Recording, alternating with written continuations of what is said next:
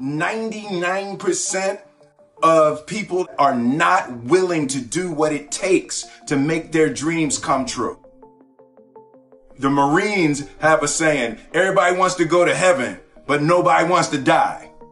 The center of bringing any dream into fruition is self-discipline. You know, something as simple as food and eating. It's not about your body as much as it is about your mind. It's getting command of your mind to be able to choose actions that are in your own best interest. Every day we are choosing that's not in our own best interest. So if the world is attacking you and the world wants to fight you and the world's trying to hold you down, so you're going to kick yourself in the balls? So you're going to stop yourself from getting what you dream.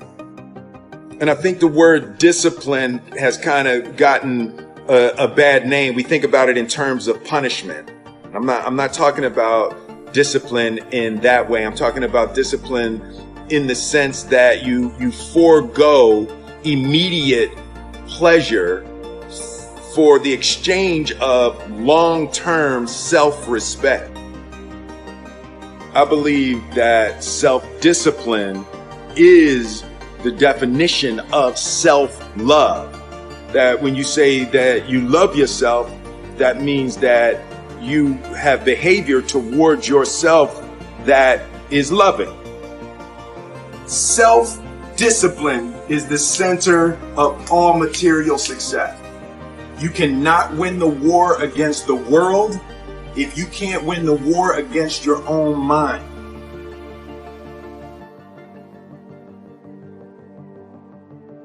Self-love is when you say to yourself, oh, man, look, I know you and that girl got a real connection.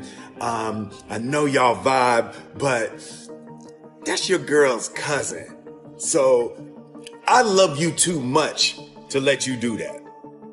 It's like you say to yourself, hey man, look, I know you want to eat that pizza and it'll be really good, but I can't let you eat that, man, because if you eat that pizza, you're going to feel like shit, and I love you too much to let you eat that. Self-love is, hey, look, I know you got a test on Monday, and I know you really want to go out with your friends. It's Saturday night. You want to go out. But if you fail that test, you're not going to feel good about yourself. I love you too much to let you go out tonight. Self-discipline is self-love. If you want to be happy, you have to love yourself, which means you have to discipline your behavior. The road to sustained happiness is through disciplining your behavior. We tend to base our self-esteem on what other people think. And that's not really self-esteem. Self-esteem is supposed to be how we feel about ourselves. And I was just saying how dangerous it is to allow other people to determine how you're going to feel about you. And it's kind of like looking into a broken mirror. You're going to look in a broken mirror and then change your face to try to look good in this defiled, busted, broken mirror. And it just, other people's opinions is a really way to determine how we feel about ourselves.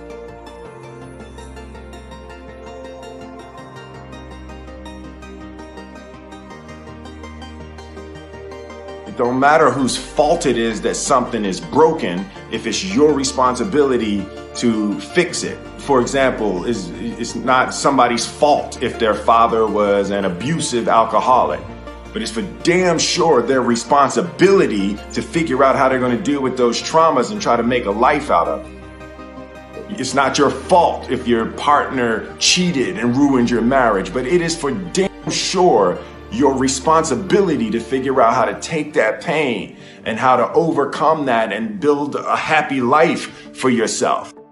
Fault and responsibility do not go together. It sucks, but they don't. When something is somebody's fault, We want them to suffer. We want them punished. We want them to pay. We want it to be their responsibility to fix it. But that's not how it works, especially when it's your heart. Your heart, your life, your happiness is your responsibility and your responsibility alone.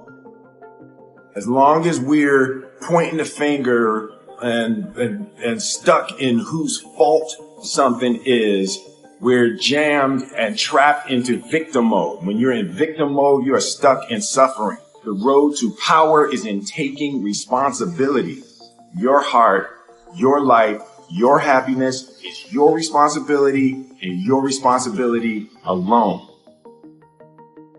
You can make a person smile, you can make a person feel good, you can make a person laugh, but whether or not a person is happy is deeply and totally and utterly out of your control. The prerequisite for spending time with any person is that they nourish and inspire you.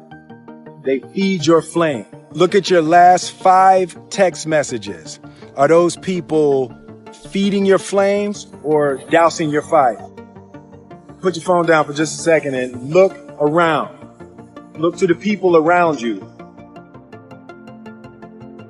Are those people throwing logs on your fire or are they pissing on it?